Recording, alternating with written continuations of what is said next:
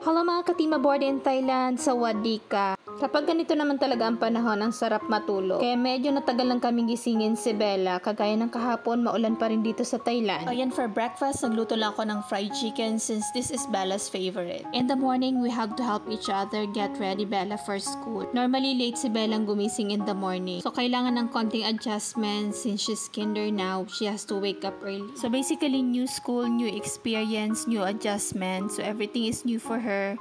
So, at the same time, nasa stage din siya na marami siyang tanong, maraming why. Recently, she has been experiencing big emotions, and as parents, we need to guide her on how she can process those emotions.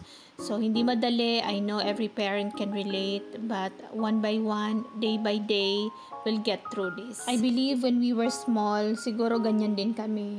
Kaya minsan noon napapalo, but this time si Bella, as much as possible, we tried to have gentle parenting because we wanted her to have memories, good memories with us. Especially we wanted her to enjoy her childhood. We're also thinking cause ang big emotion niya is the environment that we are right now. Hindi pa siya marunong mag-Thai and most of the pupils here cannot speak English. And knowing Bella, she's very talkative and very expressive. Sabi ni Daddy nung hinatid niya sa school, parang ayaw pumasok today ni Bella. We think she is struggling since hindi pa siya marunong mag-Thai, pero kukuha kami ng tutorial for her so that she can learn how to speak and write in Thai. This is our reality today and we know it's not gonna be easy. But with God's grace, we believe each day is gonna be better. May mga Filipino teachers naman dito sa school ni Bella. First, since late na kami dumating dito, hindi na namin siya na-enroll sa English program since close na daw yun.